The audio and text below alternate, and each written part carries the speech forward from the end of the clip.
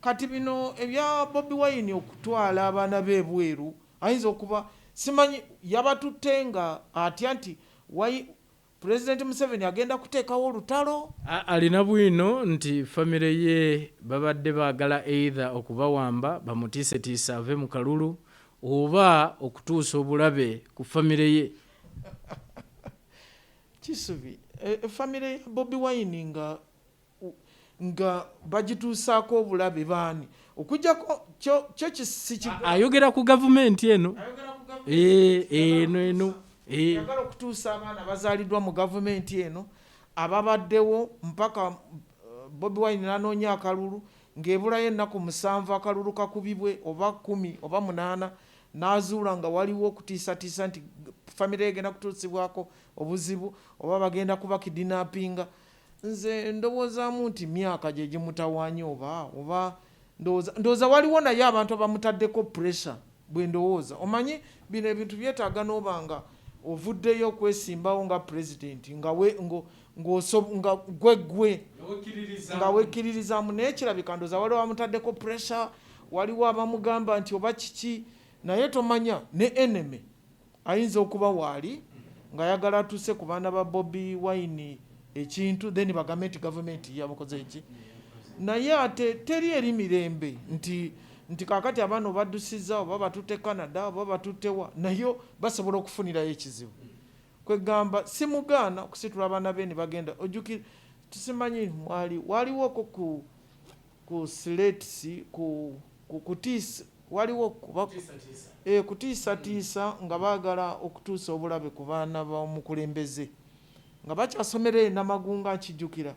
Naye omukulembeze kyeyakola abaana babajjayo mu boarding school ne baba nga babatwala butwazi ku makya ne babaza olw'eggulu kyenzijjukira. Naye Bobi Wine bw'alaba nti ebweru kubanga bino bye mugamba nti yagambye ezaabike ki akalulu oba kyonna ekijja kati tewali kigenda kujja kubanga tewali wagenda kunyaga kalulu taliiwo. Naye nze nagamba dde abantu nti omuntu ono agamba nti akalulu ke bagenda kanyaga aliridda wa mu Uganda. Omanye ebyo byonna omuntu olina okutuula bw'obanga ddala oli muyigirize.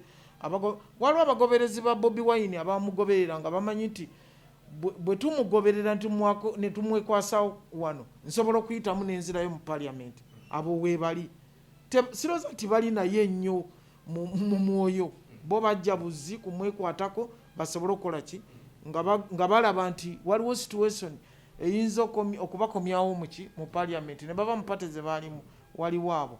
Naye bw'obanga ddala oli mugoberezi wa Bobi Wine ng'oli muyigirize ng'otegeera bulungi batuula balina miitingi ne bagamba nti kakati wano tulinayo MP waffe yegundi babalistinze. Kwegamba omuntu ayinza kubeera awo ng'ogamba nti bagenda kubba akaluluko nga ne mu bitundu ebimu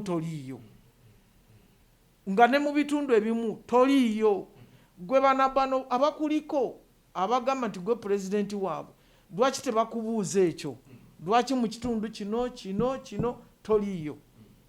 Era bano abakwerippako kubanga waliwo abajja ne bamwerippako ng'ate waliyo abantu edda abasookayo edda mu constituency nga banuupu kale katugambe enuupu nga banuupu nga bagenda dda mu constituency ate bwe bali bagaba kaadi ne bagiwa omuntu omulala. Awo nawo waliwo obuzibu. N'enyalemu bwetyo oyinza okwesanga waliwo eyafubutuka eno n'agenda ne yeesimbawo n'ayitawo mu kamyufu naye ng'ate wali eyamusookayo. Kati nze ekisubi ekyakundi ekyokutwala abaana ebweru saagala kukyesibako bw'abanga waliwo olutalo nti lujja naye omanyi nti ne Trump yalutegese ne lugaana. Abamu balowooza bannayuganda kati kanjogerenga munnayuganda owa bulijjo kuba abamu balowooza nti wayinza okuba waliwo embeera enteeketeeke ey'okulaba uprising mu ggwanga nga bwe byali e Libya, nga bwe twabiraba e Sudaani, nga bwe tuzze tubiraba mu Arab countries. Abamu balina endowooza eyo era y'ensonga lwaki obunkenke bungi mu bantu baffe. Kiki oyinza okwogera ku nsonga ya pricing eyo abamu gye balowooza nti eyinza okuba ye plan B eyayogerwako retired Colonel Kizza Besigye? Pricing bulijjo ebeerawo ng'omaze okommunicatinga n'abantu bonna mu Uganda, naye bw'obanga toyina obusobozi obucommunicatinga mu ggwanga lyonna ne wabeerawo pricing, tewali pricing ne bwe neba teriiwo ate tewali kintu kijja nga si kitegeke, naye teriiwo era saagala gamba nti ndabula naye ntegeeza abantu tewali pricing, n'asuubira okikola takikola. Agende akerebukeze agende mu kalulu alinde ekana ebinaba bivuddeyo. Bw'ogamba bw'otyo nti n'alinda okikola takikola, oli ajja kugamba nti ddembe lyange bwemba siri mumativu, ddembe lyaffe okwekuŋŋaanya ne twekuŋŋaanya paka gavumenti lwevaako. Asuubira okikola takikola, naye bw'obanga owulira nti oteekwa buteeko okikola kikole, kubanga yo gavumenti weeri ejja kukwata ebeeko weekuteeka. Kyenkusaba totuusa bulabe ku bantu, kubanga kimanyiddwa bulungi nnyo nti ffe bwe tuba tulayira tugamba okuuma bannayuganda n'ebintu byabwe. Kati era nakugamba nti agenda okukola pricing tulina omukuuma ne gwe bagenda ogikolera n'atagikoze bombi olina obbakuuma. Kati n'olwekyo ntegeeza abantu bano nti agenda okukola pricing weetuli, atagenda gikola weetuli, ku bantu babiri bonna weetuli. Bannayuganda bangi beebuuza nti lwaki omulundi guno balaba amagye mangi agali mu ggwanga naddala mu bibugabuga okutwaliza wamu. Bangi beebuuza, gw'oli omu ku abo abawi b'amagezi eri omukulembeze w'eggwanga nti poliisi gye bandibadde balaba naye balaba magye. Simanyi ki ky'oyinza kwogera ku ekyo. Poliisi ya Uganda n'amagye byonna kyekimu. Poliisi ya Uganda kugamba tetuyinza kubeerawo nti katulinde, kubanga kati wabeerawo okwewerera, kubanga olaba Bobi Wine civilian mwananchi yasobodde okuwuliriza ku ground n'ategeera nti abaana be bagenda kubawamba kubatuusaako obulabe n'abajjawo. Naye ate kakati egavumenti naye eri ku ground ewuliriza biki ebyogerwa. Nze abavubuka bavuga kasawo bawa simanyi ne bakwata boda ne bavuga nina wenundira embizi zange ne bagenda nga baleekaana nga bataddeko butopi bwa nupu. Ate saagala nnyo gamba nti oba nupu oyinza n'okusanga abapata endala nga babutadde nga babwambadde, ne bagenda nga baleekaana bye muliddeko bimala tugenda kuzirya. Kati naye embizi ne bw'ogirya nze era bwe baba baagala okuzirya bazirye, bw'ogirya era nja kubanga ezo embizi naleeta mbizi 10 ze nagula. Buli mbizi oba nagigula sente meka, nazigula nga ziri ku myezi 4 n'engula 10. Bw'ogula embizi 10 bw'oziriisa buli mbizi ezaala obwana 15 oyinza okwesanga ng'olunaku lumu embizi ezadde obwana 15. Owulidde?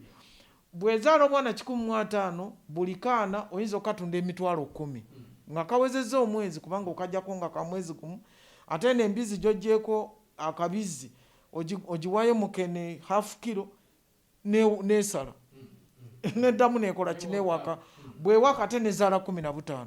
Kakati nze bw'obanga olya embizi zino n'ozirya n'ozimalawo, sigamba nti ogitutte ogenda kutundamu ssente oba ogitutte egende ewuwezaale, naye okuzirya kiba kiwedde. Olaba n'ebintu by'abayindi byabaddira, kubanga n'abaana babala amayumba g'abantu naye abayindi bintu byabwe babifuna, bakomawo ne babifuna. Bw'obanga toli mutabani wange, toli muganda wange, toli mwannyinaze, ennyumba ne bw'ojja n'ogitwala etali banga eya gavumenti, bwe mbanga Nayinipoti banna ennyumba bangalo mu barakisi eyo yeemanyiddwa si yange, naye ennyumba yange ne bw'ogitwala era olituusa ekiseera n'ogivaamu, okiwulira. Kati ebyo ebintu by'abaana okutiisatiisa okulya ebintu by'abantu nga balinga balowooza nti gavumenti evuddeyo. Gavumenti weeri, amagye g'ogambye nti amagye weegali kasita wabeerawo okutiisatiisa bwe kutyo, amagye galina okubeerawo okutaasa abantu baago.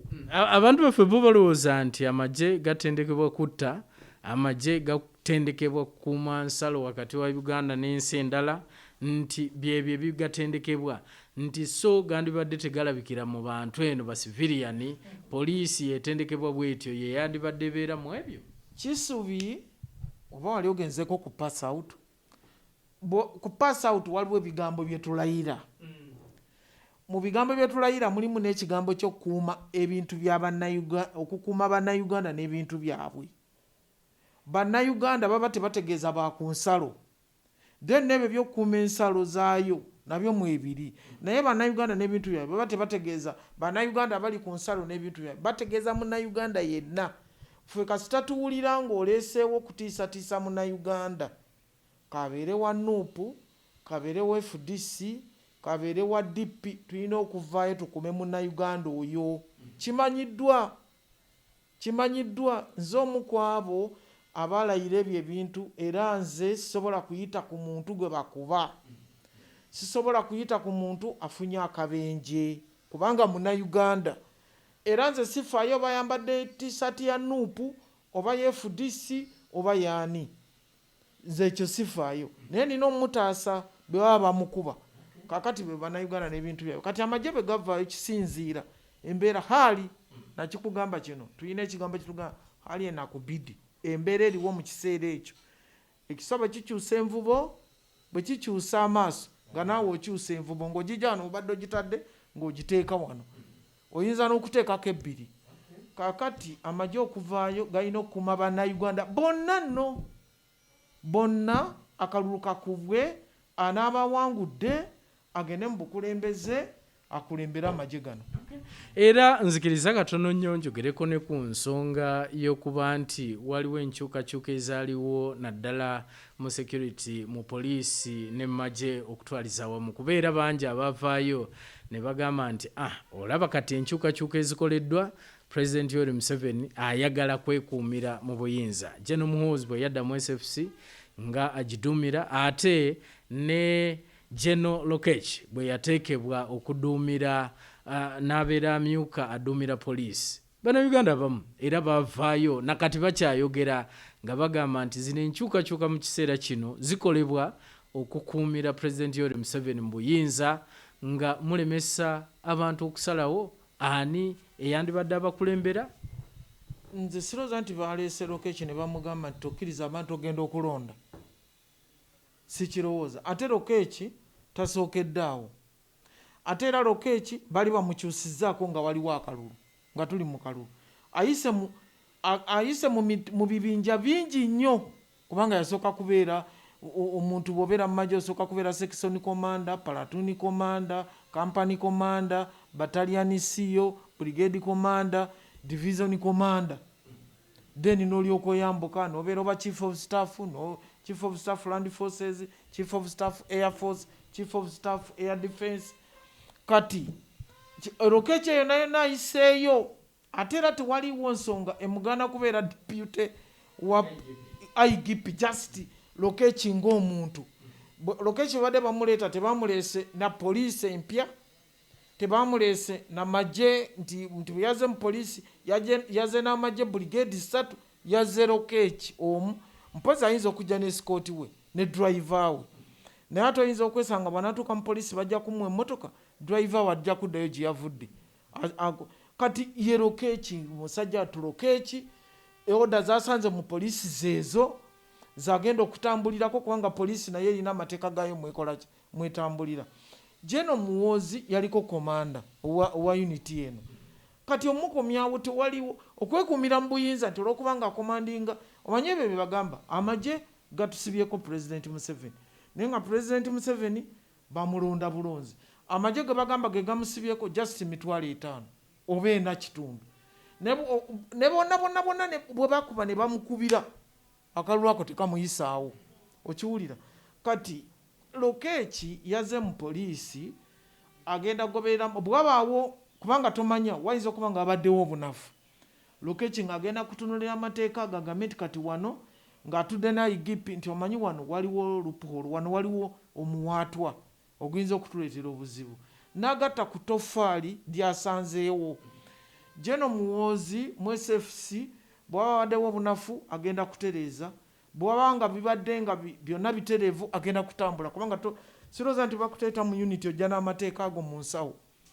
Amateeka omukulembeze yagakuwa akuwadde n'agamba nkuwadde wabaddewo obunafu wano na wano bulijjo obulira nnyo omuzeeyi ng'ayomba n'abaserikale be nti bagoba baanayinki ne babasindika ti omuntu mwana ekitali supposed kumusindika kati bwe biba bibaddewo bamubriefinga ne bamugamba kati ozze amagye gabadde geeyisa bubi gabadde gakuba abantu gabadde tegategeera baanayinki kati kola bwoti naye kati oyinza otya okugamba nti General Muhoozi azze ne Lokech azze nti kusibira President Museveni mu bukulembeze awo tewandibaddewo nakalulu tekandibaddewo twandibadde tugamba bugambiro kekyo ze General Muhoozi ze twongereyo emyaka 5 oba 10 kiso ate omanya wali abantu abaga ekyo tekisoboka kisoboka kino abamu bakireeta nti mugenda kutuntuza abantu mu kalulu nti kubanga General Lokech ebyafaayo bye abadde Somalia abadde Sudan eno yonna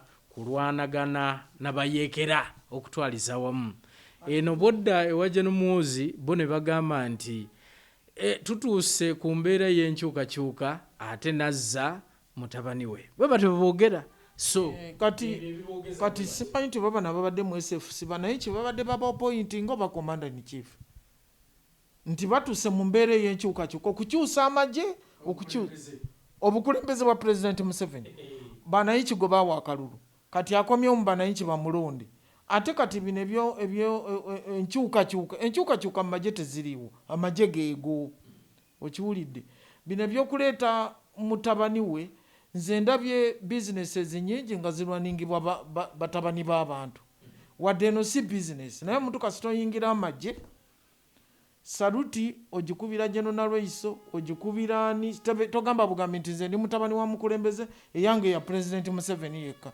oyo ali mu structure za UPDF kati wano mu unity eno gyali mu president amuwa byagoberera then ne UPDF nemuwe kubanga eno unity etwalibwa UPDF UPDF etwala Air Force netwala SFC netwala Air Defense netwala motorized mechanized ye UPDF kati gana amagye gakuma omukulembeze w'eggwanga agayinamuko omukono kubanga ge gamukuuma alina bagamba banayinki bange mulina bakwata bwe muti kyekyokka naye tewaliwo mbu kati tulabye enkyukakyuka zijja mbwate in fact bayogera boti abamu balowooza nti kati SFC nti yekulire gye in fact bw'oba otambula eyo nti yekulira amagye bw'oba otambudde mu bantu banayinki owulira bagamba nti kati aduumira SFC ateekwa okuba yawe ebiragiro ebifuga amagye g'eggwanga